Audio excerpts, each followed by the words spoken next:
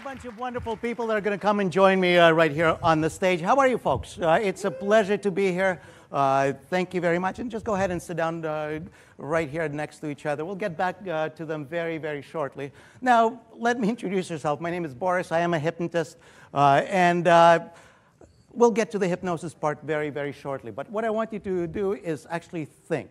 And think of your mind as a computer. Because a mind, literally, it is programmed the way you are from the moment you are born, from the people you are around. They all tell you how to be, how to act. And by the way of thinking, you yourself become that person that came here today. And it's kind of funny because the mind is divided into two parts, the conscious and the subconscious. And the conscious part is just like what I told you about the computer. It's a computer that became cognitive. It became self-aware. So you have become that person by being self-aware. And the conscious is the reasoning. It actually processes all the information that's coming at you and makes you work because you're actually reasoning, figuring, okay, that's got to go through. But the subconscious just stands in the back and says, okay, I'll take everything blindly, and takes all of the suggestions in.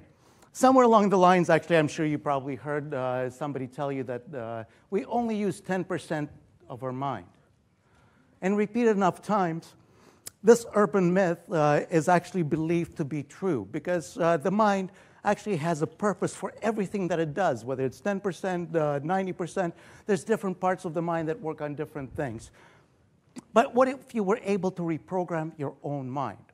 Through self-talk, through repetition, through all of the different things that you do with yourself. And I came up with that term. It's called prophetic thinking.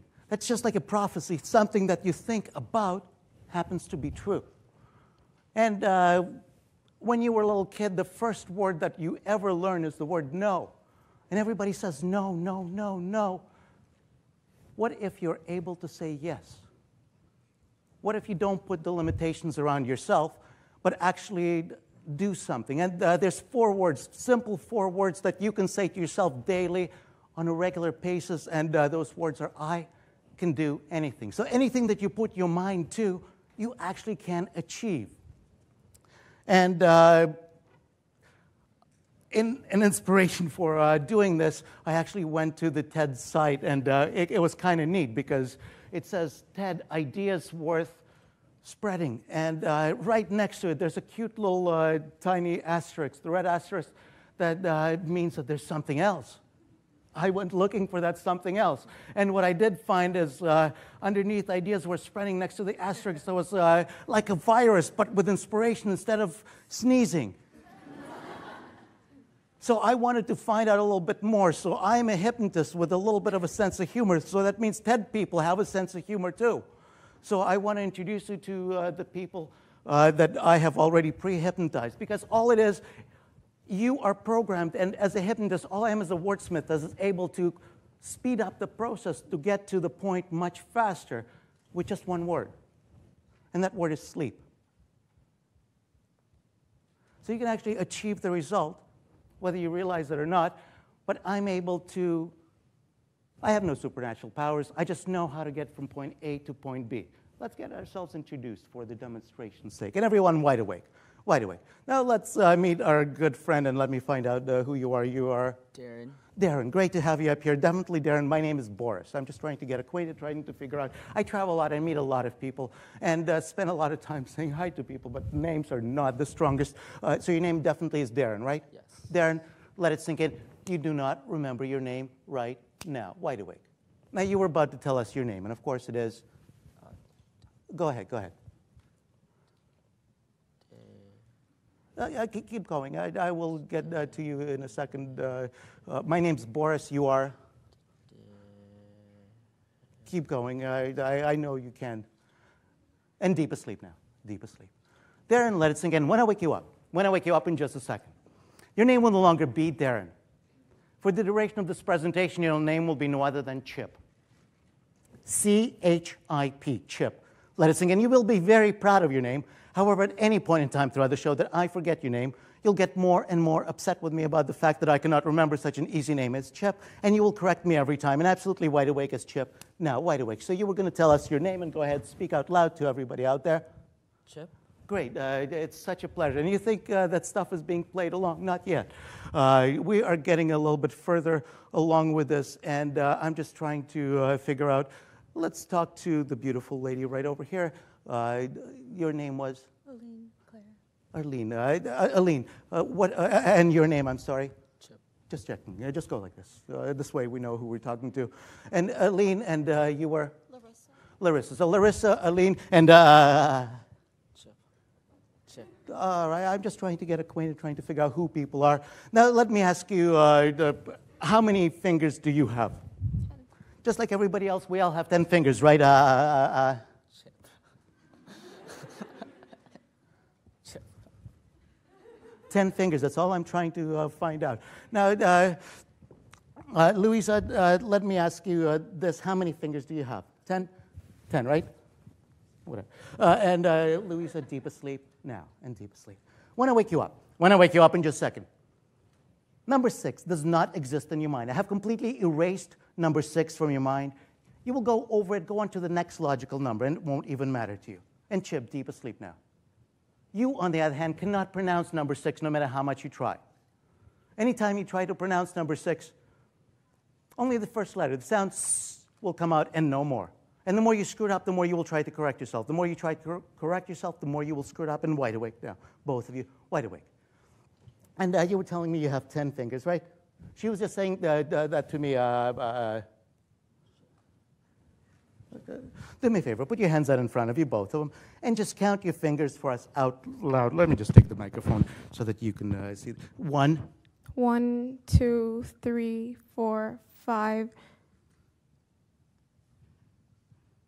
Go on. You want to help her out? After 5 comes.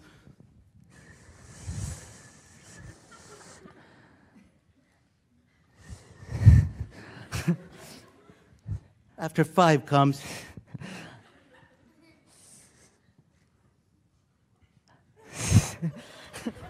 After 5 comes. 7, 8, 9, 10, 11. 11 fingers. She's got 11 fingers. Chip. Chip, C-H-I-P. Chip. I'm kind of... did you come in here with 10 fingers?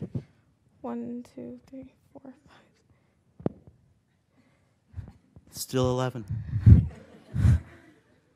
Dude, that's like a lot of fingers. Now, I absolutely love television. All of you deep asleep now, and deep asleep.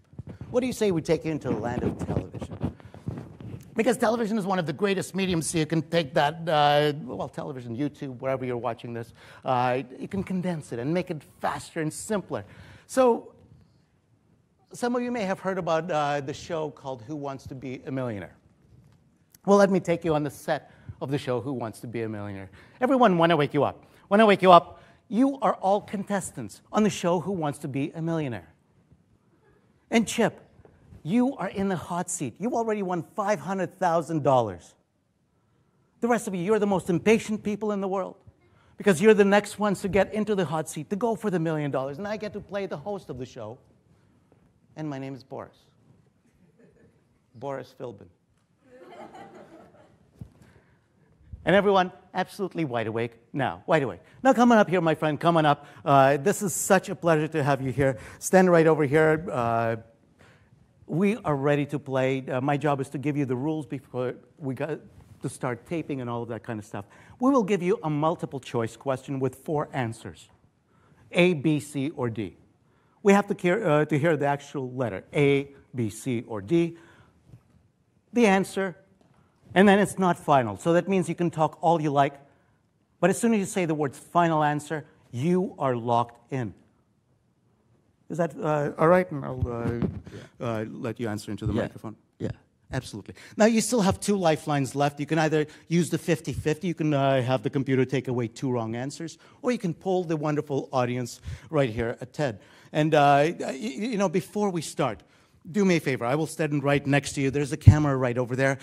We are going to make a commercial out of this. Look right into the camera. Introduce yourself. I'm so-and-so, and this is what I'm going to do with my $1 million when I win. Go right ahead. My name is Chip, and I will donate my $1 million to sick kids. That is absolutely wonderful. I don't know what to say. So you are ready to play Who Wants to Be a Millionaire? Yes. All right. Well, for $1 million, here's your question. What is 3 plus 3? Your 4 answers are A, 2, B, 4, C, 6, D, 9. And please talk it out loud. We want to hear how you think what is going on through your mind, because $1 million is a lot of money. You have $500,000 already. If you walk away right now, $500,000. So 3 plus 3. What do you think the answer is? 2, 3, 4. Out loud, a little bit louder, yes. 5.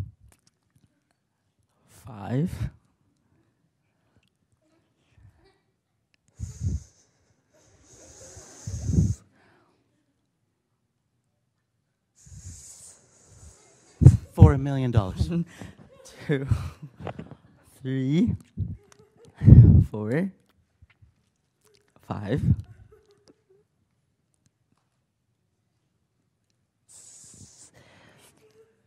Well, maybe you have 2 lifelines left. Maybe you should use a lifeline if you seem a little bit undecided on stuff. I would suggest use 50-50 first.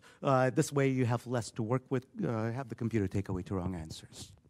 Okay, 50-50. I'll use that. All right, computer, please take away 2 wrong answers. And look at this. You're left with C6, D9.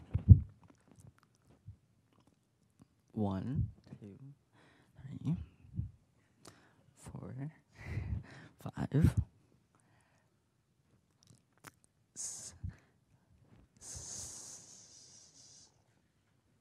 Come on, Chuck. You got to know this. Chip. It's Chip. 1, 2, 3, 4, 5. Well, maybe you should poll the audience. Oh, They're wonderful yeah. people. I know. That guy over there. No, we have to poll them all at the same time. Oh, okay. So all of them can. Yes. Okay. Audience, what do you think the answer to 3 plus 3 is? They seem a little bit undecided.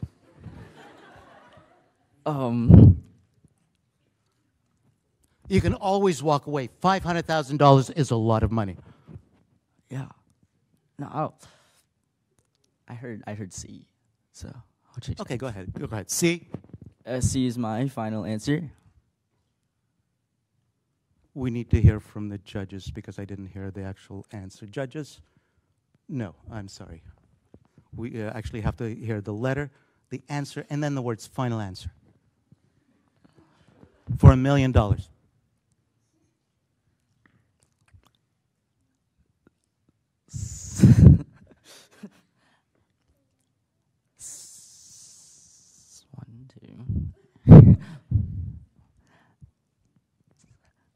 2. You can walk away. $500,000, $500,000. Actually, before you walk away, let it sink in. You can now pronounce number 6. You can walk away, but if you like, you can try one last time. 6 is my final answer. We need to hear the letter, the answer, and then the words final answer. Come on, Chuck, you can do it. C. 6 is my final answer. My name is Chip. C. 6 is my final answer. Well, congratulations, Chip. You've just won $1 million. And anything you want to say to this wonderful audience that was so helpful, and the money is going to go to a great cause. Oh, yeah. Thank you guys so much for helping me choose number 6. And now I can finally say it. And yeah.